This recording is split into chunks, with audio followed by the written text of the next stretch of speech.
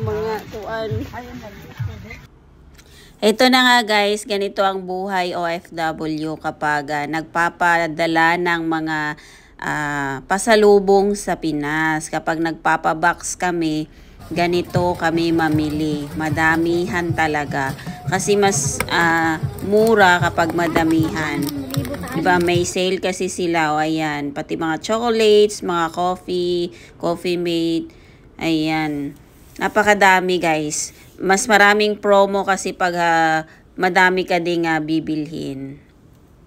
Kaya mas maganda kapag magpapabox ka tuwing may promo yung mga store. Ayan. 'Di ba ang daming chocolates? So, 'di ba ang saya pagod man kaming mga OFW sa pagre-repack or pagpapa-box, pero yung saya ng mga taong nakatanggap ng mga padala, okay na sa amin yun. Yung pakiramdam na nakakain din sila ng kung ano yung mga nakakain namin dito. O, 'di ba? Malalaki lahat 'yan ang binili ng kasama ko. Talagang isa-isang bibigyan.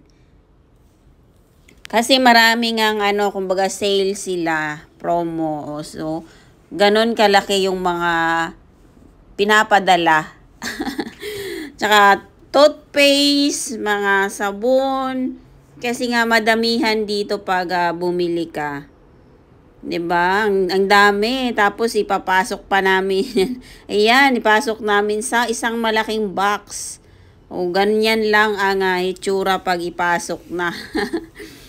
Kasi nga kailangan maganda yung pagkalagay para hindi masira yung iba. O, ayan. Kailangan may time. Kailangan mahaba ang pasensya. Kasi hindi madali maglagay sa mga box, magbalot, ayan, mamili. So, ayan. Ang dami, di ba?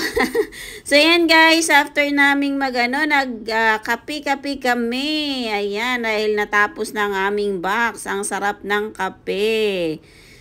Ayan, ang kasama ko, nag-enjoy din naman kami sa Coffee with Chikahan. So, yan lang guys, and thank you for watching. God bless po sa ating lahat.